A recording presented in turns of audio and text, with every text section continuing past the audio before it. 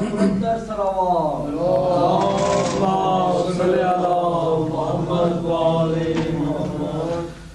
اعوذ باللہ من الشیطان الرجیم. بسم اللہ الرحمن الرحیم. الحمد للہ رب العالمین. الصلاۃ والسلام علی اشرف الانبیاء والمرسلین خیر المبشرین والمنذرین سیدنا و طبیب قلوبنا و شفیع ذنوبنا ابی القاسم محمد. اللهم صل علی محمد وآل محمد وآلہ طیبین الطاہرین المعصومین صلوات اللہ علیہم اجمعین. اما بعد بسم اللہ الرحمن الرحیم. لقد رضی اللہ عن المؤمنین اذ یبایعونک تحت الشجرۃ وعلم ما فی قلوبہم وأصابهم فتحا قریبا. صلوات بابا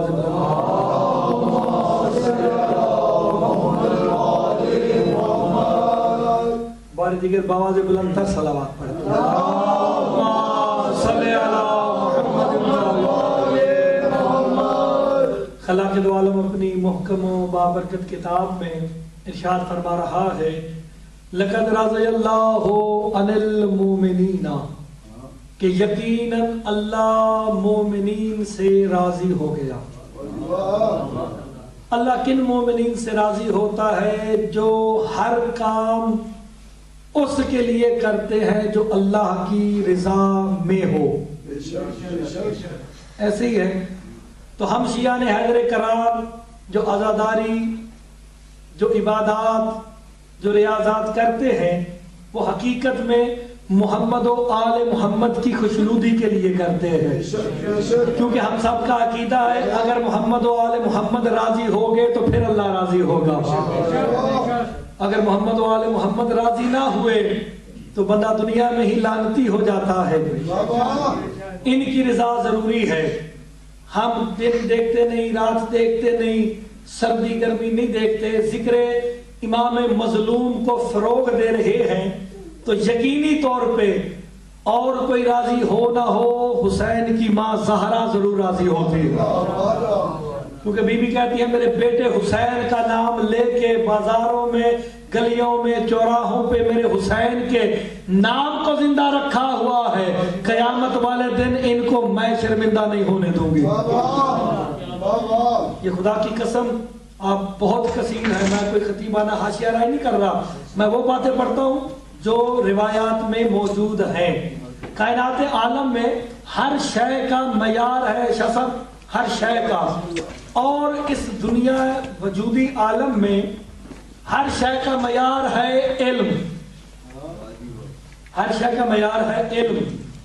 علم کی علماء نے دو قسمیں بتائی ہیں. علم کی دو ہی قسمیں ہیں یا اس کی شاخیں ہیں. علم کی پہلی شاخ کو عقل کہتے ہیں اور دوسری کو عشق کہتے ہیں. عزاداران امام مظلوم ہمارا موضوع ہی عزاداری ہے. عزادار اور مقام عزادار اور عزاداری ہے. میں بات وہی یقینی طور پہ کوشش کروں گا زیادہ سے زیادہ وہ کروں جو اس سے متعلق ہو کہ علم کی دو ہی کلاسیں ہیں، ایک عقل، دوسرا عشق. عقل والوں کی سمجھ میں عشق نہیں آ سکتا. عقل والوں کی سمجھ میں عشق نہیں آ سکتا اور عشق والے عقل والوں کو کچھ سمجھتے ہی نہیں ہے نا. کیونکہ ہو سکتا ہے ایک چیز عقل والوں کے نزدیک حرام ہو لیکن عشق والوں کے نزدیک جائز ہو، کیونکہ عقل والوں کے نزدیک بیٹے کی گردن پہ چھری چلانا حرام ہے۔ عشق والے ایسا کر کے حبیب الرحمان بن جاتے ہیں۔ آپ نے غور کیا کہ جناب ابراہیم علیہ السلام نے ہم جو سنت ابراہیمی مناتے ہیں اور ہم سارے ملت ابراہیمی ہیں، جب ملت ابراہیم ہے تو سنت تو تھی ابراہیم کی بیٹے پہ چھری چلانا، تو یا بندہ کوئی سوچے بھی صحیح تو وہ کام جاتا ہے کہ میں کیسے بیٹے پہ چھری چلا لوں۔ یہ تو کمال ہے اس کریم کا جس نے بیٹے کو ہٹا کے نیچے دمبا رکھ دیا ہے۔ یہ تو کوئی کریم تھا جس نے اپنی کریمی کی ہے، ورنہ ابراہیم تو اپنے بیٹے کو لے کے گئے تھے۔ اگر جناب ابراہیم جو کسی وقت کے عالم سے پوچھتے بتا مجھے میں نے خواب میں دیکھا ہے کہ میں اپنے بیٹے کو ذبح کرنے لگا ہوں یا میں قرآن کا ترجمہ کر رہا ہوں، اگر وہ سوال ہے ہمارا، اگر وہ جو کسی عالم دین سے پوچھتے کہ بتاؤ کہ بیٹے کے گردن پہ چھری چلانا جائز ہے تو وہ کیا کہتا کہ حرام ہے۔ یہ بابا یہ بات چھری والا مسئلہ مولوی کی سمجھ میں آتا ہی نہیں ہے، اس کا تعلق شریعت سے ہے ہی نہیں۔ یہ جو زنجیر زنی ہم کرتے ہیں اس کا تعلق شریعت سے نہیں ہے، اس کا تعلق عشق سے ہے۔ یہ ہم عشق میں، جب عشق خدا میں ابراہیم اپنے نبی بیٹے پہ گردن پہ چھری چلانے پہ آمادہ ہو جاتا ہے اور اللہ اپنی کریمی کرتا ہے علی کے ذریعے سے کہ وہاں سے اس کے بچے کو ہٹا کے نیچے دمبا رکھ دیتا ہے۔ یہی تو وجہ ہے کہ عزاداران امام مظلوم عشق حسین میں، محبت حسین میں چھری چلا کے چند لمحوں بعد حشاش بشاش پھرتے ہیں۔ کیوں؟ کہ یہ عشق ہے دعائے زہرا۔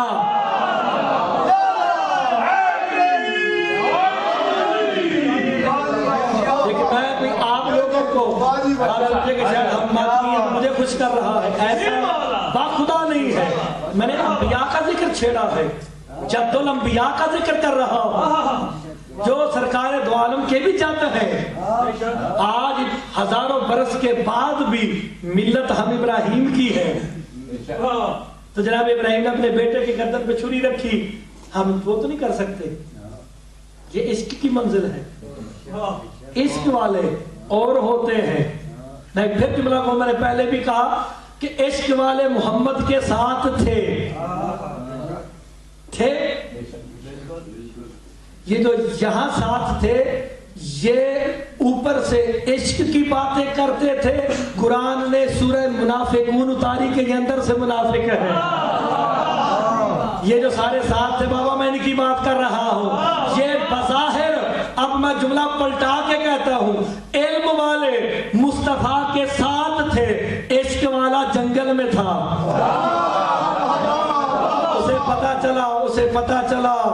اسے پتا چلا اس نے سارے دانت توڑ دیے۔ سرکار نے کہا تھا نا میری امت کے لیے دعا بھی کرنا، تو بابا پھر نتیجہ نکلا جب بھی دعا منگوانی ہے مولوی سے نہیں ماتمی سے منگوانی ہے۔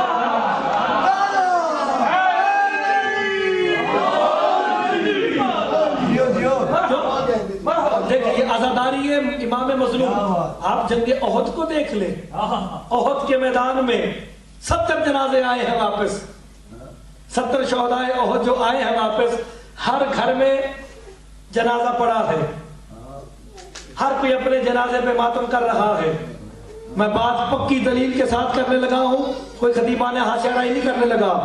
سرکار دو عالم کے گھر بھی ایک میت پڑی ہے، جناب حمزہ ہے، سید الشہداء ہے، ہر کوئی اپنے اپنے مقتول پہ ماتم بھی کر رہا ہے، رو بھی رہا ہے۔ سرکار نے ایک آہ بھر کے کہا ہائے میرے چچا پہ رونے والا کوئی نہیں۔ جب یہ آواز ایک صحابی نے سنی، ایسے صحابیوں کو ہم سلام کرتے ہیں جو محمد سے محبت کرتے ہیں، جو محمد کو چھوڑ کے بھاگ جائیں وہ کل بھی لانتی تھے آج بھی لانتی ہے۔ اب ایک دوڑتا گیا، وہ اپنے گھروں میں جا کے کہتا ہے محمد مصطفیٰ حسرت کر رہے ہیں کہ میرے چچا پہ کوئی رونے والا نہیں ہے، اس کا نوحہ پڑھنے والا نہیں ہے، اپنے اپنے مقتولوں کو چھوڑو، آؤ محمد مصطفیٰ کے دروازے پہ چل کے اسے چچا کا پرسہ دیتے ہیں۔ سب اکٹھے ہو کے سرکار دو عالم کے دروازے پہ آئے، جناب حمزہ کے نام لے کے کوئی مرثیے پڑھتا ہے، کوئی نوحہ کرتا ہے، کوئی ماتم کرتا ہے، تیرے چچا کے بڑے ارمان ہیں، تیرے چچا کا بڑا دکھ ہے۔ سرکار نے اپنی ابا مستجاب کو پہنا، دروازے پہ آ کے جو جملہ کہا شیعہ سنی کتابوں سب میں لکھا ہے، سرکار آ کے کہتے ہیں اے میرے صحابہ تمہاری ہمدردی کا شکریہ۔ میں جملہ کہنے لگا ہوں، یہ سنی کتابوں میں لکھا ہے کہ سرکار کہتے ہیں میرے صحابہ تمہاری ہمدردی کا شکریہ، نتیجہ رسول کی بات سے ہمیں مل گیا، ماتم دشمن نہیں ہمدرد کرتے ہیں۔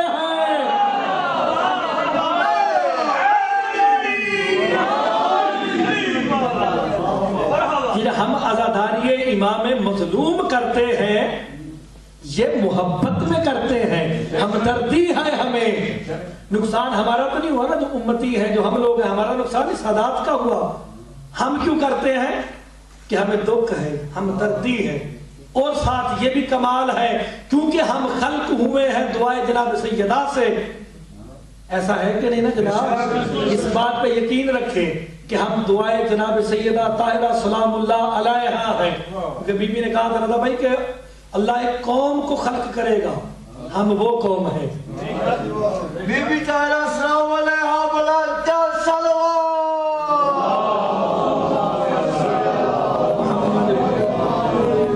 تو معرفت کے ساتھ ہے، کائنات عالم میں جس کی جتنی معرفت ہوگی، جتنی معرفت بڑھتی جائے گی، اتنا وہ عارف ہوتا جائے گا۔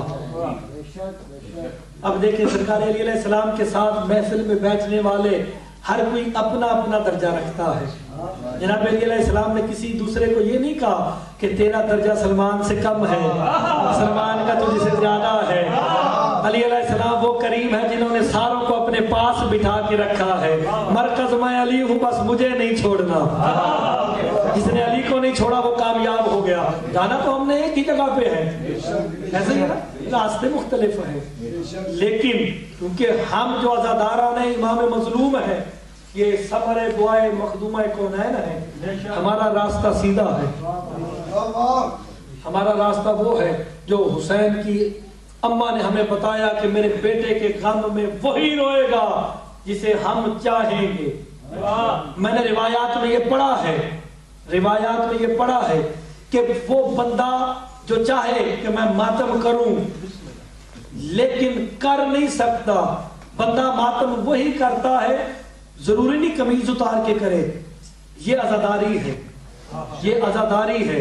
سینے پہ ہاتھ مارنا، رونے والی شکل بنانا، یہ عزاداری ہے، یہ مظلوم کی حمایت ہے۔ یہ جو ہم روتے ہیں نا بازار میں کھڑے ہو کے، یہ ہم مظلوم کی حمایت کرتے ہیں، یہ مظلوم کی حمایت کا نام ہی عزاداری ہے۔ تو بی بی نے کہا تھا کہ کوئی بندہ اس وقت تک ہاتھ اٹھا نہیں سکتا جب تک میں اجازت نہ دے دوں۔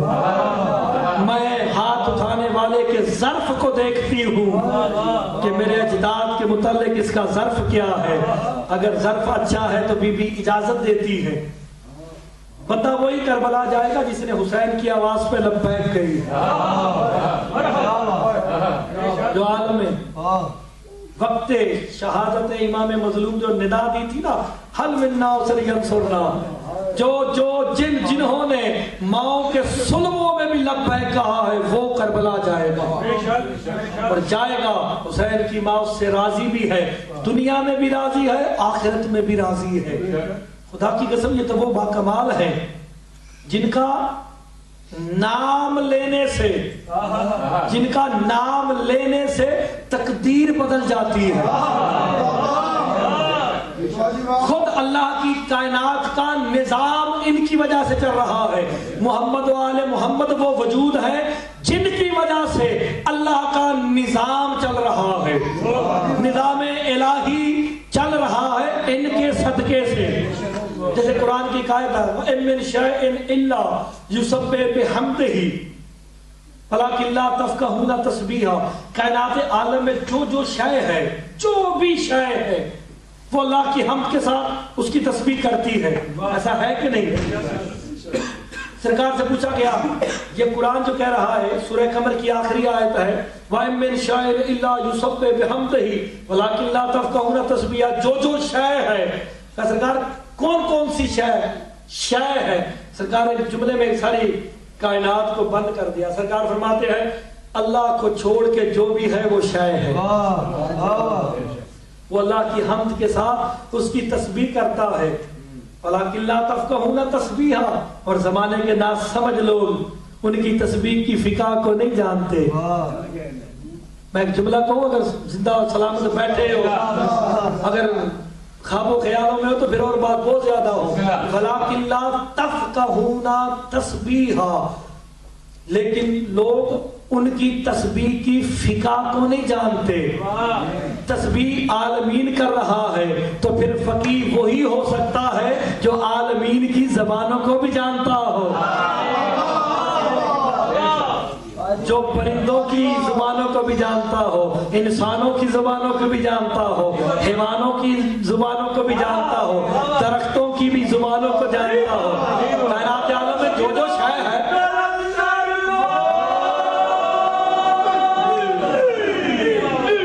جو ہے نا میرے محترم سامعین، یہ جو باتیں یہ معرفت کی بات ہے. اور یہ قرآن جو کہہ رہا ہے ہر شے تسبیح کرتی ہے. اب آپ اور میں ایک دوسرے کی تسبیح تو سمجھ سکتے ہیں. سرکار سے کسی نے پوچھا کہ سرکار کوئی ایک ایسا عمل بتائے شہادت امام مظلوم کے بعد، میرے پانچویں آقا کے پاس ایک بتایا، اللہم صلی علی محمد وعلی محمد.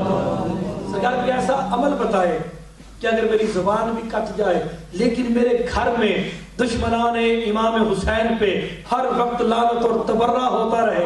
سرکار نے مسکرا کے ایک جملہ کہا، اے میرے محب اپنے گھر میں غٹر گم کرنے والے کبوتر کو رکھ لے. خدا کی قسم یہ کتاب کامل الزیارات میں لکھا ہوا ہے، اردو ترجمہ بھی ہو گیا ہے. جسے عربی نہیں آتی اب تو اردو پڑھ سکتا ہے، انگلش میں بھی ترجمہ ہے. کہا سرکار کیوں؟ کہا یہ جو کبوتر ہے جب یہ غراتا ہے اپنی غرات میں حسین کے قاتلوں پہ لعنت کرتا ہے.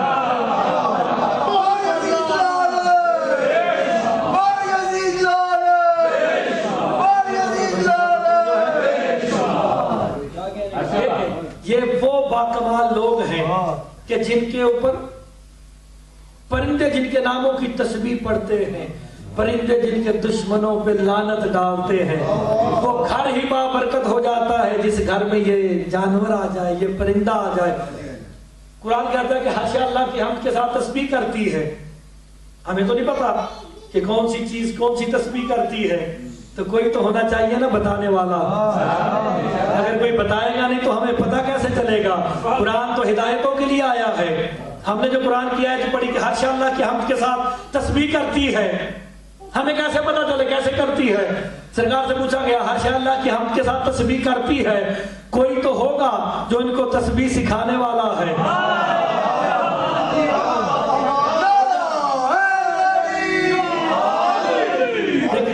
مجھے معلوم ہے آپ بڑے تھکے ہوئے، آج جلوس تھا، آپ نے سڑکوں پہ ننگے پاؤں عزاداری امام مظلوم کی اتنی سخت سردی میں، لیکن آپ دعائے جناب سیدنا آپ پہ کوئی اثر نہیں. اس لیے آپ بے غم ہو کے بے فکر ہو کے یہاں بیٹھے عزاداری امام مظلوم کریں. یہ حسرت بی بی ثانیہ زہرا کا نام ہے.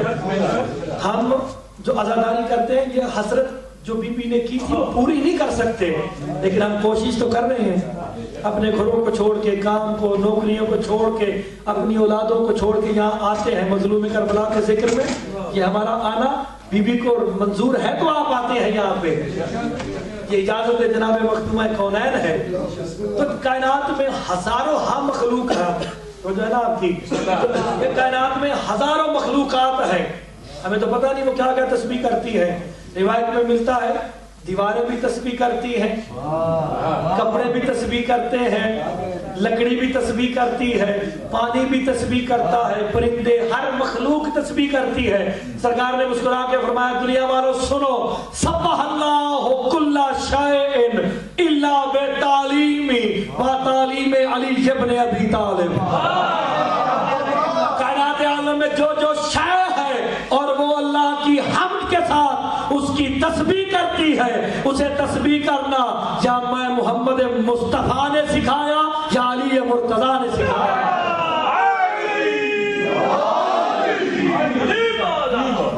کائنات کے عالم میں بس آپ کی توجہات ہو گئی، بات کو آگے بڑھائے۔ جو شے ہے وہ اللہ کی حمد کے ساتھ تسبیح کرتی ہے، ہمیں کیسے پتا چلے کہ یہ کیسی تسبیح کرتی ہے، وہ کیسی تسبیح کرتی ہے، یا کیا کیا؟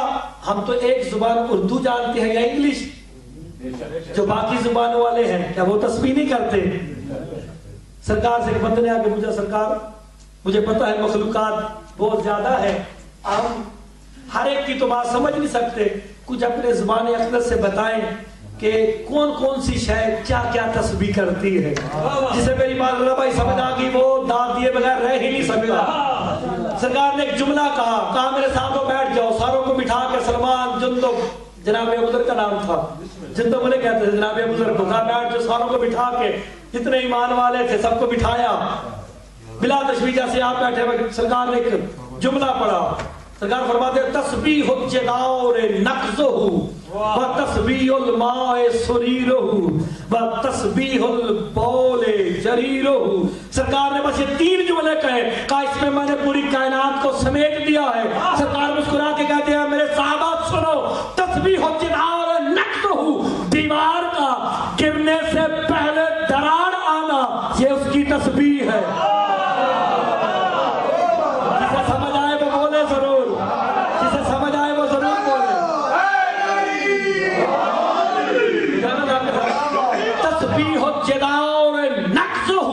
دیوار کا گرنے سے پہلے دراڑ آ جانا، یہ اس کی تسبیح ہے۔ کائنات میں جتنے تسبیح پڑھنے والے ہیں ان کا معلم ہے علی۔ جسے نہیں سمجھ آئی وہ 13 رجب والے دن دیکھے سکم جناب فاطمہ بنت اسد میں دیوار کعبہ نے اپنے معلم کو آتے دیکھ کے جو سبق سنایا تو پھٹ گئی ہے۔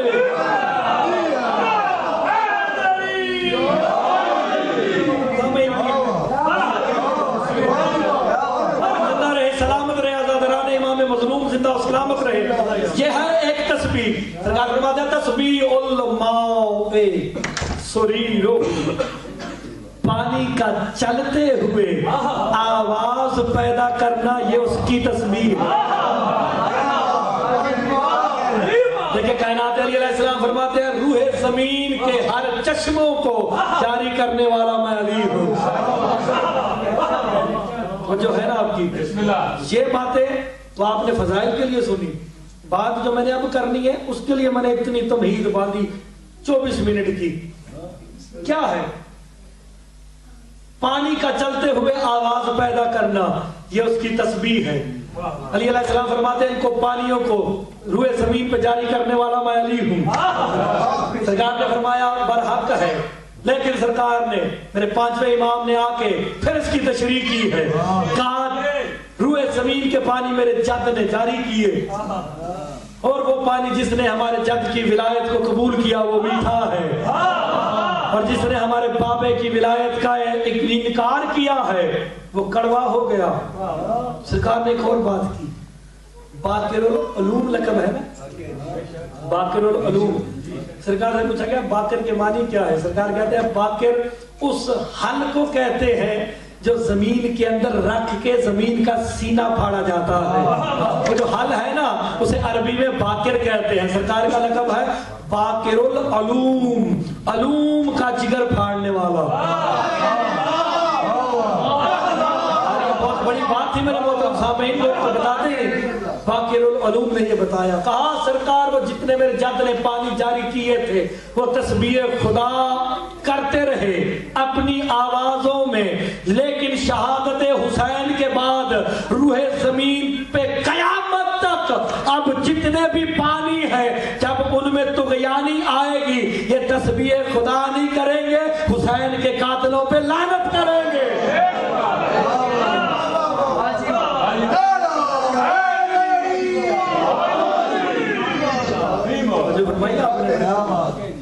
یہ خدا کی قسم یہ وہ باتیں ہیں جو لوگ نہیں بتاتے، یہ حقیقت ہے۔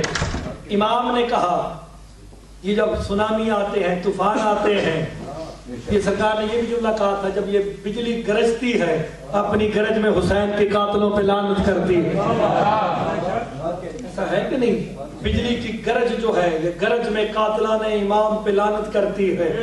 ہواؤں کے جو یہ چھکڑ چلتے ہیں نا، طوفان کو بولے جسے کہتے ہیں، یہ کیا کرتے ہیں؟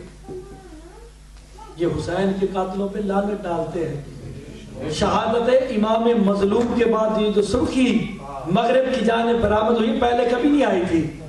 یہ سرخی دلیل ہے غربت امام مظلوم پہ.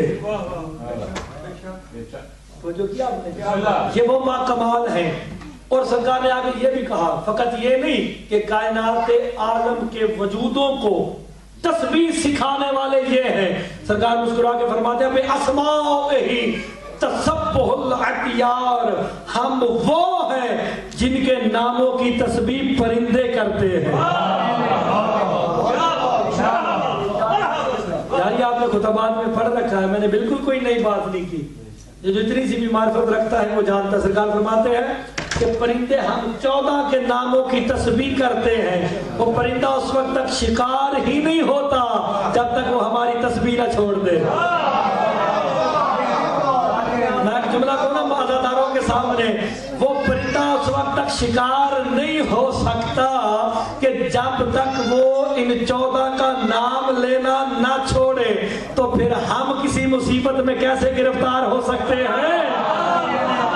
مصیبت میں تب ہی گرفتار ہوں گے جب ان کا نام لینا چھوڑیں گے.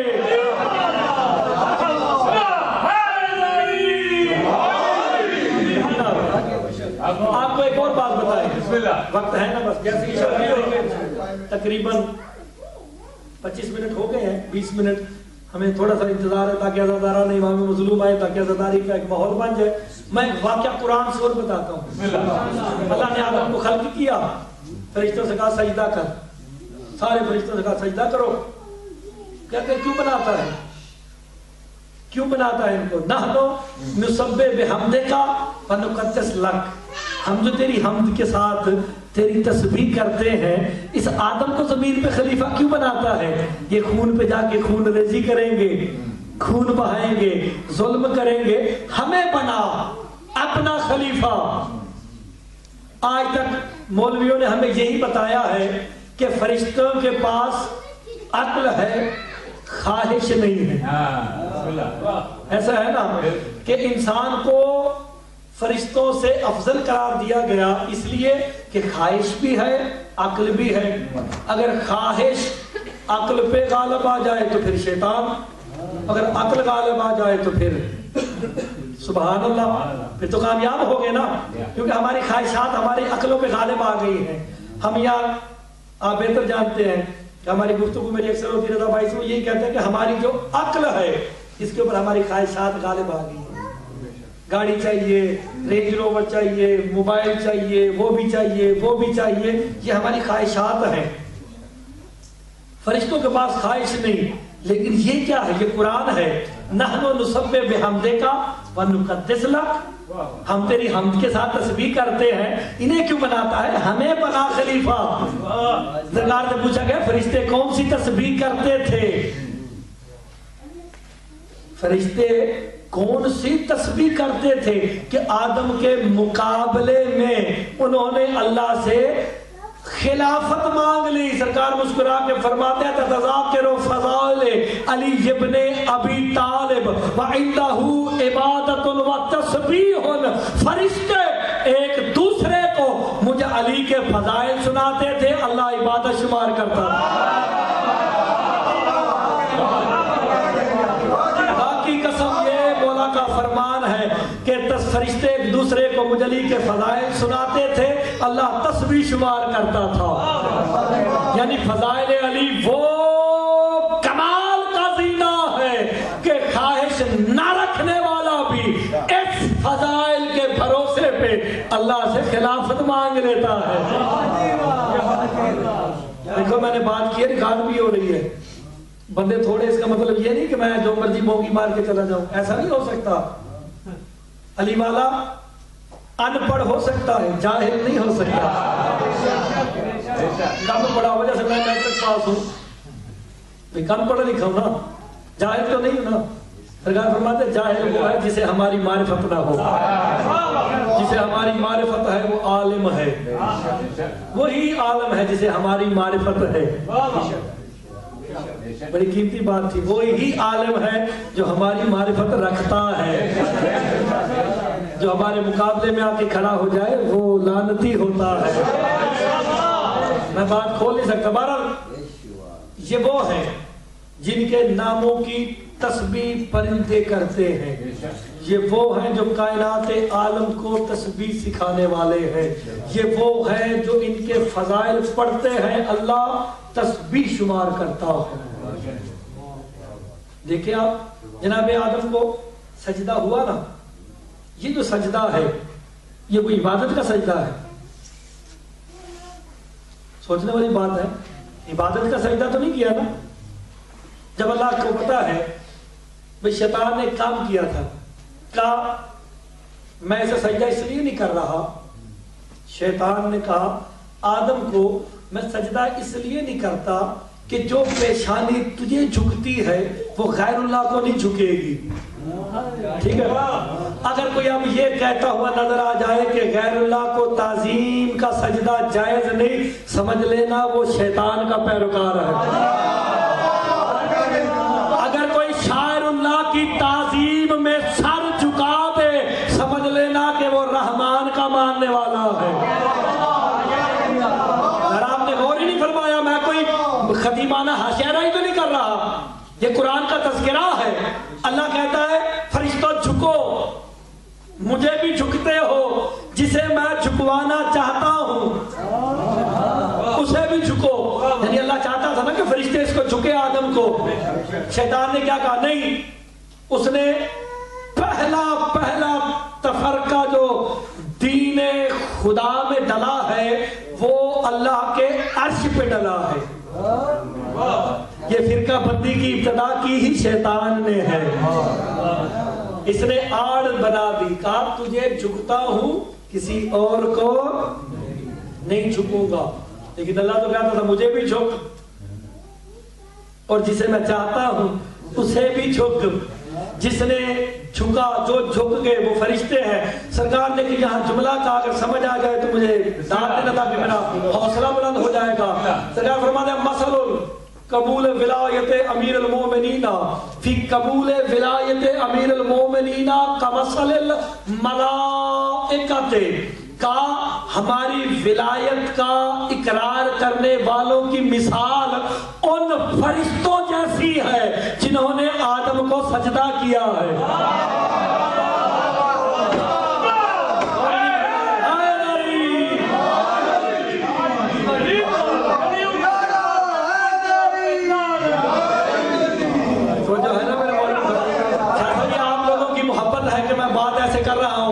میں بھی واقعہ سنا کے وقت گزار سکتا ہوں، لیکن نہیں، آپ لائق ہی اس کے ہیں کہ آپ کو حقیقت بتائی جائے۔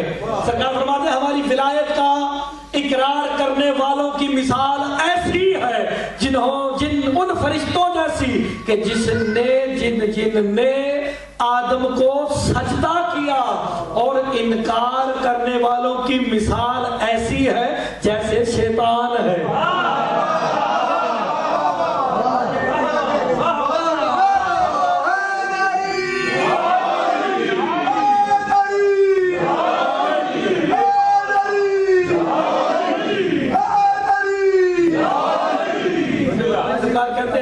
جس نے ہماری ولایت کو قبول کر لیا وہ فرشتوں جیسا ہے، جس نے انکار کر دیا وہ شیطان جیسا ہے۔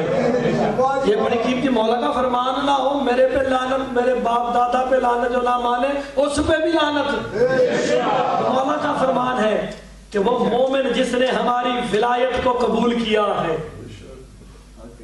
وہ فرشتوں جیسا ہے۔ فرشتے نور سے بنے ہیں، تو جو ہم ان کے چاہنے والے حقیقی، میں اپنی بات نہیں کرتا، جو حقیقی عرفان والے ہیں وہ بھی طینت آل محمد سے بنے ہیں۔ نور سے نہیں، طینت سے، وہ طینت جس میں بظاہر یہ دنیا میں آئے تھے، حقیقت میں تو یہ نور ہے۔ یہ تو اللہ کا نور ہے حقیقی طور پہ. وہ تینت جو بظاہر یہ بشر بن کے بشر بن کے آئے ہیں, وہ جو بظاہر والی تینت ہے اس سے عزاداران امام مظلوم بنے. تو جو فرمائی آپ نے کہ وہ باکمال ہے. اپنے اندر بھی ایسا ہی ظرف پیدا کرو تاکہ پتہ چلے کہ علی کے ماننے والے کیسے باکمال ہیں. ہمارا کردار ایسا ہونا چاہیے دور سے دیکھنے والا کہ ہاں یہی علی کا مومن جا رہا ہے. اور یہ کمال ہے. کوئی عزادار کسی کا بچہ بھی کھڑا ہو, میں ایک مثال دینے لگا ہوں کہ انسان اپنی نشانی سے پہچانا جاتا ہے. ہر چیز کی نشانی ہے. مثلا جو ہمارے دوسرے بھائی ہیں اہل سنت والجماعت, ان میں بھی گروہ ہیں, ہم میں بھی ہیں. ایک مثال دینے لگا, مثال سمجھانے کے لیے ہوتی ہے. تو سبز پگڑی پہن کے بندہ کھڑا ہو تو کیا کوئی شیعہ کھڑا ہے؟ تو بھائی صاحب کہتے ہیں تو ہوتا ہے. آپ غور فرمانے, میں بتانے لگا ہوں. ایک بندہ مثلا میں اپنی مثال دے دوں, باہر چوک میں جب پہنچے اونچے کر کے کھڑا ہوں, کوئی بندہ کہ جی مومن کھڑا ہے, نہیں, ایسا کبھی نہیں ہو سکتا. اگر کوئی بندہ ہاتھ میں کڑی پہن کے اور فیروزے کی یا حقیقی انگوٹھی پہن کے کھڑا ہے, دور سے بندہ دیکھ کے کہتا لگتا مومن ہے. جو ان کے بتائے ہوئے طریقوں پہ عمل کر لے, دیکھنے والا بھی یہی کہتا ہے کہ یہ مومن ہے. اور جو باتوں پہ عمل کرے وہ مومن کہلا سکتا ہے. تو جس کے دل میں علی خود اتر آئے وہ کتنا باکمال ہوگا.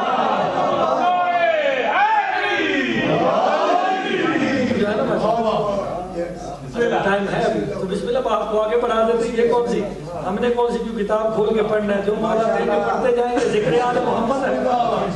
اب یہ دیکھیں, یہ بات کو آگے بڑھائیں. آج تھوڑی سی بات سجدے پہ کرنی ہے. میں نقل کروں لیکن آج سجدے پہ کرتے ہیں. ہم پہ اعتراض ہے یہاں پہ بھی, جہاں بھی عزاداری ہوتی ہے. عزاداران امام مظلوم جو ہے وہ عزاداری کے بعد سجدہ کر دیتے ہیں. یہ موضوع کو چھیڑتا نہیں کیونکہ مولویت خطرے میں پڑ جاتی ہے. یہ مولویت خطرے میں ڈال رہا ہوں, لیکن قرآن کی روح سے ڈالوں گا. اگر ڈلتی ہے تو پھر ڈل جائے, اگر قرآن کہے گا تو پھر ٹھیک ہے نا, کرنا چاہیے. تعظیم جائز ہے. تعظیم جو ہے وہ جائز ہے. کسی کی تعظیم کرنے کے لیے جھک جانا یہ جائز ہے.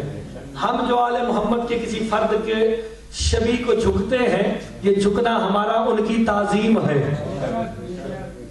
کیونکہ ہم بھی جانتے ہیں کہ یہ جن کی شبیہ ہے یہ بھی کسی کو جھکے تھے. ہم جو ان کی شبیہ کو جھکتے ہیں, یہ جو سجدہ ہے یہ تعظیم کا ہے. تعظیم عبادت ہے. کسی کی تعظیم کرنا عبادت ہے. مثلا ائمہ طاہرین میں سے کوئی کھڑا ہے, جیسے جناب علی علیہ السلام کا چہرہ دیکھنا عبادت ہے. ایک بندہ مسکرا کے علی کا چہرہ دیکھے, تعظیمن دیکھے, کوئی حلیہ دیکھ کے تصور کرے, وہ بھی عبادت ہے. مولویوں نے کتابوں میں جو لکھا ہے نا, وہ حلیہ جو دیکھے اور پڑھے تصور کرے, یہ تصور بھی عبادت ہے. اب ہم جھکتے ہیں مجلس کے بعد, یا باتیں پکی کر لینا, اپنے پلے بن لو. جسے پنجابی آتی ہے وہ پنجابی, جو اردو میں سمجھتا ہے اردو میں سمجھے. اسے پکا کرنا ہے تاکہ تمہارے پاس دلیل ہے. قرآن کہتا ہے, قرآن نے ایک دعویٰ کیا, بڑا قیمتی دعویٰ ہے, سجدے کے اوپر. یوم یکشف عن ساق. قرآن کی آیت ہے, میں ترجمہ کرتا ہوں, ابھی آپ سمجھیں گے. یوم یکشف عن ساق ویدعون الی السجود ترحقهم ذلہ وقد كانوا يدعون الى السجود وهم سالمون. قیامت کا ذکر اللہ کر رہا ہے. ذکر کرتے کرتے اللہ کہتا ہے یوم, قیامت والے دن, یکشف, ہٹا دیا جائے گا, ان ساکن, ساک سے پردے کو ہٹا دیا جائے گا. عربی میں ساک کہتے ہیں پنڈلی کو, یا ساک اسے کہتے ہیں جس پہ کسی عمارت کا بنیاد ہو. جیسے یہ ہے ساخت چھت، یہ جو چھت ہے سقف کہتے ہیں اسے، چھت کی جو ساخت ہے یہ دیوار ہے، اس دیوار کی وجہ سے یہ جو کھڑی ہیں چار، ان کی وجہ سے چھت قائم ہے۔ ساخت سے مراد پنڈلی ہے۔ اب یہ کہتے ہیں جس دن اللہ اپنی پنڈلی سے پردہ ہٹائے گا، جس دن اللہ، میں تفسیر کرنے لگا ہوں، مولوی اس بات پہ ہاتھ نہیں ڈالتا، یہ اسلام اور کفر کی بابا سر ہے یہ آیت، یوم یکشف عن ساق، جس دن اللہ ساق سے پردہ ہٹائے گا، وَيُدْعَوْنَ إِلَى السُّجُودِ، اس دن لوگوں کو سجدوں کی طرف بلایا جائے گا۔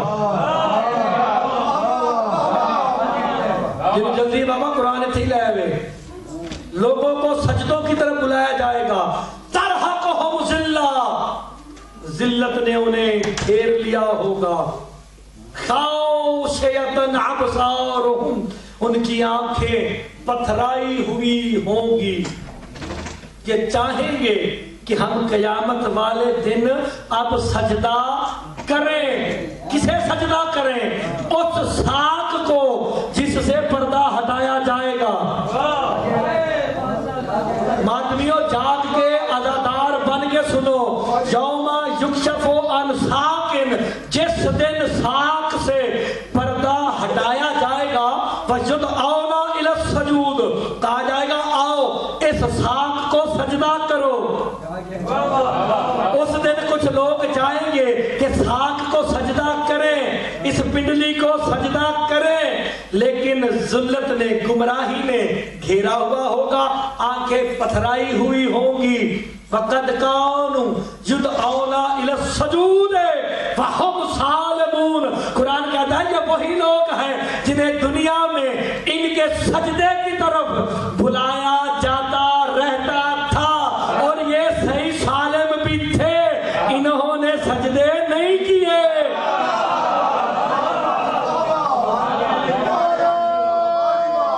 سب یہ میں نے اپنی مولوی خطرہ نکال کے بات چھیڑی ہے، مولوی یہ کہ ہوتی کل چھیڑتا نہیں، شاہ صاحب میں نے آپ کے لیے عزاداروں کے لیے چھیڑ دیا بات۔ جس دن ساق سے پردہ ہٹایا جائے گا، لوگوں کو سجدوں کی طرف بلایا جائے گا، لوگ سجدہ کرنا چاہیں گے لیکن کر نہیں سکیں گے۔ پوچھا کہ سرکار کیوں نہیں کر سکیں گے؟ سرکار فرماتے ہیں ان کی جو ریڑھ کی ہڈی ہے وہ بیل کے سینگ کی مانند سخت ہو جائے گی۔ کہا اب تعظیم نہیں ہو سکتی۔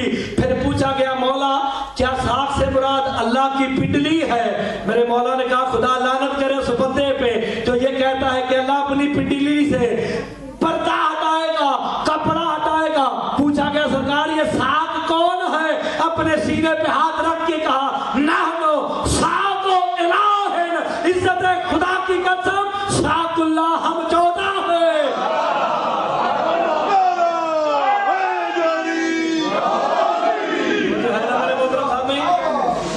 خدا کی قسم میں نے اپنے جگر پہ ہاتھ ڈال کے یہ بات کی ہے، کہا ساق سے مراد ہے محمد و آل محمد۔ اب میں ترجمہ کرنے لگا ہوں، مولوی کل تک انشاءاللہ مر جائے گا کہ جس دن آل محمد کی حقیقت سے پردہ ہٹایا جائے گا،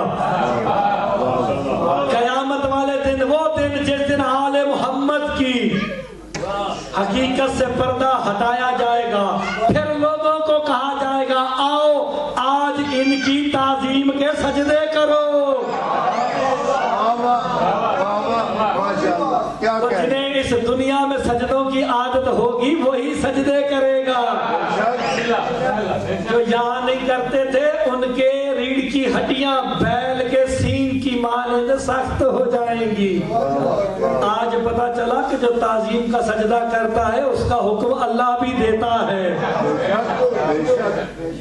یہ مولوی بتاتا نہیں، کیونکہ مولوی کی روٹی بند ہو جاتی ہے، لوگ مجلسوں کے لیے نہیں بلاتے، مجلسوں پہ نہیں بلاتے، نمازوں پہ نہیں بلاتے، میری بند کر لو میرے سے تیرے نے، مجھے تو روٹی کی ضرورت ہی نہیں ہے، میں تو آپ کہوں آپ کی محبت میں ہوٹل بند کر کے یہاں پہ مجلس کے لیے، اس لیے مجھے تو رزق کی فکر نہیں، کیونکہ شاہد نجف نے مجھے بہت دے رکھا ہے، جو حق بات ہے وہ میں کہہ کے ہی رہوں گا۔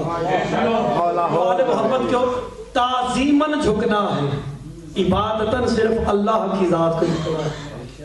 محمد و آل محمد کہ ہر شاعر اللہ کی ہر چیز کی تعظیم کرو، جھک جاؤ، کوئی شرک نہیں، کوئی گناہ نہیں۔ جو کہے اسے کہو یہ قرآن کی آیت ہے، جا کے دیکھے اور پھر سوچے۔ لیکن اگر مسلمان آج جناب علی اصغر کا جھولا برآمد ہونا ہے، اگر مسلمان حقیقت محمد و آل محمد کو سمجھ جاتے تو حسین کو 6 ماہ کا اصغر قربان نہ کرنا پڑتا۔ خدا کی قسم جناب علی اصغر جیسا شہید ہو گیا، ظلم کی انتہا ہو گئی۔ جب یہ قافلہ مدینے سے چلنے لگا نا، ہر بی بی محمل پہ آ کے بیٹھ گئی۔ جناب رباب جب اپنے معمل پہ بیٹھی نا، جن کی چھوٹی چھوٹی اولاد ہے، میں ایک جملہ کہنے لگا ہوں، ایک بی بی مدینے میں رہ گئی ہے جسے ساتھ نہیں لے جایا گیا۔ وہ ہر وقت روتی تھی، میں کس کے آسرے پہ زندہ رہوں گی۔ جب یہ قافلہ چلنے لگا نا، جناب صغرا نے ماں سے کہا، اماں جان کچھ لمحوں کے لیے علی اصغر مجھے دے دو۔ خدا کے لیے جس کی چھوٹی چھوٹی اولادیں ہیں وہ حسین کے اس چھوٹے غریب کو ضرور روئے۔ یہ سن میں چھوٹا ہے لیکن کمال میں عباس جیسا باب الحوائج ہے۔ علی اصغر بادشاہ باب الحوائج ہے، جیسا امام موسیٰ کاظم باب الحوائج، ویسے جناب علی اصغر ہے۔ اور جو حاجات ہیں علی اصغر بادشاہ کی شہادت پڑھی جانی ہے، وہ حاجت دل میں رکھ کے بیٹھو، مولا امام زمانہ کے صدقے میں پوری ہو جائیں گی، جناب رباب کی اجڑی ہوئی گود کے صدقے پوری ہو جائیں گی۔ عزیزانو بس یہ قافلہ چلنے لگا نا، جناب صغرا نے کہا اماں رباب سے، علی اصغر مجھے دے دو۔ لیا نا گود میں، روایت ملتی ہے علی اصغر نے باہیں بہن کے گلے میں ڈال لی۔ کافی بے نا، ماں نے بلانا چاہا، اصغر آ جا، لیکن علی اصغر نے اپنی باہیں نہیں چھوڑی۔ جب نہیں چھوڑی نا، کبھی کوئی آتا ہے چھڑانے کے لیے، کبھی کوئی آتا ہے، مولا عباس آئے، مولا سجاد آئے، لیکن علی اصغر نے باہیں نہیں چھوڑی۔ سب سے آخر میں میرے مولا حسین آئے نا، آ کے علی اصغر کے کان میں کچھ کہا ہے، تڑپ کے بہن کے گود سے نکل کے ماں کی گود میں آ گئے۔ رو کے جناب صغرا نے پوچھا، بابا جان اصغر کو کیا کہا کہ میری گود چھوڑ دی؟ کہا صغرا میں نے علی اصغر کو بس اتنا کہا، اگر تو مدینے رہ گیا تو کربلا میں تیرے حصے کا تیر کون کھائے گا؟ اجرکم اللہ، اجرکم اللہ، سیدھا آنسو قبول فرمائے۔ کوئی غم نہ دیکھو سوائے غم حسین کے۔ اللہ بس یہ قافلہ چلا، میں مختصر کر کے پڑھنے لگا ہوں۔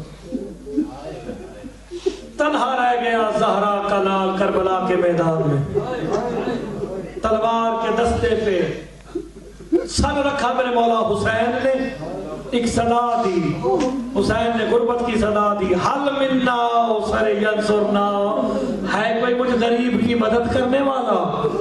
عزیزانو یہ جب صدا بلند ہوئی نا، سیدادیوں میں کوہرام برپا ہوا، بیویوں نے زوروں سے رونا شروع کیا۔ امام خیمے کے قریب آ کے پوچھتے ہیں، بہن زینب کیا بات ہے، رونے کا سبب کیا ہے؟ بی بی نے رو کے کہا، علی اصغر نے خود کو جھولے سے گرا دیا۔ علی اصغر کا جھولا بھی باب الحوائج ہے، ان سے مانگ لینا جسے جو حاجت ہے آج پوری ہو جائے گی۔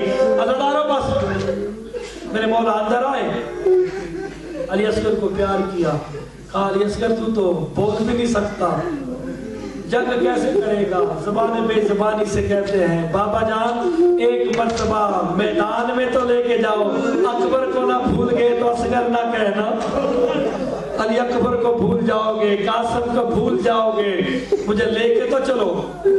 لے کے جانے لگے نا، ماں نے آواز دی، کہا آقا حسین چند لمحوں کے لیے علی اصغر مجھے دے دو۔ خدا کی قسم جس کے 6 ماہ کا بچہ ہونا، اگر اسے بھوک لگی ہو، ماں قریب نہ ہو، بچہ جس انداز سے روتا ہے یہ بچوں والے سمجھتے ہیں۔ خدا کی قسم ماں تڑپ جاتی ہے کہ میرا بیٹا بھوکا بھی ہے، پیاسا بھی ہے۔ امام نے بھوکے پیاسے اصغر کو ماں کو دیا نا، ماں نے تیار کیا، ایک چھوٹا سا کرتا پہنایا، واہ مولا تیری غربت، ہاتھوں پہ اٹھا کے ایک جملہ کہا بی بی نے، کہا علی اصغر میری وصیت یاد رکھی، جب تک حسین کے انصار زندہ رہے حسین آقا کو کوئی تیر نہیں لگا، اگر تیری زندگی میں کوئی تیر لگانا میں تجھے دودھ نہیں بخشوں گی۔ خدا کی قسم سیداتیوں میں کوہرام برپا ہے، کہا بھابی یہ کیا کہہ رہی ہو، اصغر بہت چھوٹا ہے۔ پھر ایک جملہ کہا جو رونے کے لیے آئے ہو، میں تفصیل سے مسائل پڑھنے لگا ہوں، کہا میں پرائے خاندان سے ہوں، میرا تیرے باب حسین کے خاندان سے کوئی تعلق نہیں ہے، جب ماں زہرا کے پاس جانا نا مجھے غریب کی شکایت نہ کرنا، میرے پاس پانی نہیں تھا، میں بڑی مجبور ہوں، اگر ہوتی میں تجھے پانی ضرور پلاتی، اور وعدہ کر علی اصغر جب تک تیرا بابا حسین نہ آ جائے تو پانی نہیں پیے گا، تجھے دادی زہرا پلاتی بھی رہے تو پینا نہیں ہے۔ عزیزانو بس وعدہ ہو گیا۔ امام نے بلا تشبیہ اپنے ابا کے دامن میں جناب علی اصغر کو لیا، لے کے مقتل کی طرف چلے، اشکیا سمجھے حسین قرآن لے کے آ رہا ہے۔ خدا کی قسم جب آئے نا پلو ہٹایا اپنی ابا کا، ہاتھوں پہ علی اصغر کو بلند کر کے کہتے ہیں اشکیا جنگ مجھ سے ہے، اس 6 ماہ کے بچے کا کیا قصور ہے، اسے پانی کا ایک قطرہ صرف دے دو، اس کی ماں کا دودھ بھی خشک ہو گیا ہے۔ حضرتارو بس ادھر سے ملائن نے کہا حسین پیاس تجھے لگی ہے، بہانے بچے کا کرتا ہے، میرے مولا نے روک کے کہا علی اصغر تو باب الحوائج ہے، لوگ تجھ سے حاجتیں مانگیں گے، آج تو پانی خود مانگ۔ تاریخ میں کبھی ایسا نہیں ہوا کہ 6 ماہ کے بچے نے پانی مانگا ہو۔ زبان جناب علی اصغر کی تالو سے چمٹ چکی تھی، اللہ جانے کس انداز سے زبان کو تالو سے چھڑا کے جناب علی اصغر باب الحوائج نے 3 مرتبہ کہا آل آتش آل آتش آل آتش، ہائے پیاس ہائے پیاس۔ حضرات بس یہ آواز بلند ہونی تھی، اشکیا والوں نے منہ پھیر کے رونا شروع کیا۔ یہ ملون عمر صاحب کہتا حرملا جلدی کر تیر چلا، کہیں ایسا نہ ہو بغاوت ہو جائے۔ عزاداروں سے تیر نے آم میں ڈالا ہے، چلانے کا ارادہ کرتا ہے، تیر گر جاتا ہے۔ 3 مرتبہ جب ایسا ہوا نا جو رونا چاہتے ہیں، عمر صاحب کہتا ہے تجھ سے تیر کیوں نہیں چلتا، کہتا ہے خدا تجھ پہ لعنت کرے، میرے قریب آ کے کھڑے ہو جا، جب میں تیر چلانے لگتا ہوں تو خیام کی جانب دیکھنا، کوئی 4 سال کی بچی ہے جو سر پہ قرآن رکھ کے کہتی ہے حرملا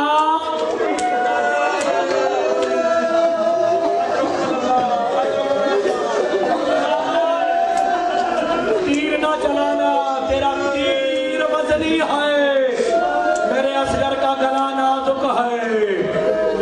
عزادارو یہ کہتا جلدی کر تیر چلا۔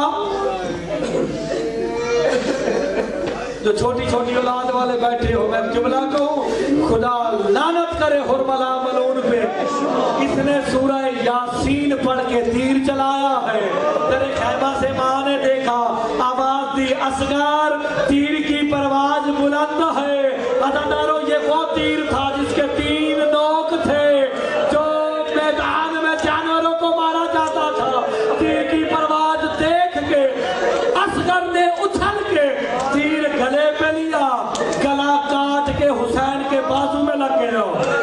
عزادارو علی اصغر کا منہ پھر گیا خیمے کی جانب، مار باپ مجھے معاف کر دینا، میرا گلا نازک تھا، تیرا حسین زخمی ہو گیا۔ اجرکم اللہ اجرکم اللہ۔ سیدہ سبحان فرمائے کوئی غم نہ دیکھو سوائے غم حسین کے، باب الحوائج تمہارے غموں کو دور کرے، پریشانیاں مصیبتوں کو دور کرے۔ میرے حق میں بھی سید دعا کرنا عزادارو۔ مولا فرماتے ہیں سلام ہو علی اصغر پہ جسے 3 نوکوں والے تیر نے ذبح کر دیا ہے۔ خدا کی قسم چند خون کے قطرے گرے، امام نے ہاتھوں پہ اٹھائے، آسمان کی جانب پھینکنا چاہتے ہیں، آسمان سے آواز آئی ساری زندگی بارش نہیں ہوگی، زمین پہ پھینکنا چاہا کہا ساری زندگی رزق نہیں ملے گا۔ زہرا کا لال کربلا میں اس وقت غریب ہوا جب علی اصغر کا خون اپنی داڑھی پہ ملا ہے۔ خدا کی قسم روایت ملتی ہے چھوٹے سے علی اصغر کو اٹھایا، خیمے کے پیچھے لے کے گئے۔ دو روایتیں ہیں، ایک میں خود دفنایا، دوسری روایت میں ماں ساتھ ہے، تلوار سے قبر کھودی۔ علی اصغر کو بیچ میں رکھا، پاؤں سے جس کی چھوٹی چھوٹی اولاد ہے اسے درد پتا ہے، 6 ماہ کے بچے کو کیسے دفنائے؟ حسین جیسا امیر کربلا میں غریب ہو گیا ہے، پاؤں کی جانب سے مٹی ڈالنی شروع کی ہے۔ دادارو جو رونا چاہتے ہو جن کی چھوٹی چھوٹی اولادیں ہیں، پاؤں کی جانب سے مٹی ڈالنی شروع کی۔ جب منہ تک پہنچے نا جناب رباب نے رو کے کہا زہرا کے بیٹے منہ پھیر لے، زہرا کے بیٹے منہ پھیر لے۔ میں جملہ کہنے لگا ہوں سادات مجھے معاف کر دینا، یہ بڑا سخت مصائب ہے۔ تیر گلے میں لگا ہوا ہے، ابھی منہ پہ مٹی نہیں ڈالی، علی اصغر کا چاہتے ہیں تیر نکالو۔ امام حسین نے علی اصغر کے گلے میں لگے تیر پہ جو ہاتھ ڈالا نا، رو کے حسین نے ایک جملہ کہا ہے، عزادارو رو کے جملہ کہا بابا علی خیبر اکھاڑنا آسان، علی اصغر کے گلے سے تیر نکالنا مشکل ہے، جیسے ہی تیر نکالا ہے خدا کی قسم ماں نے منہ پہ مٹی ڈالی، دفن کر دیا۔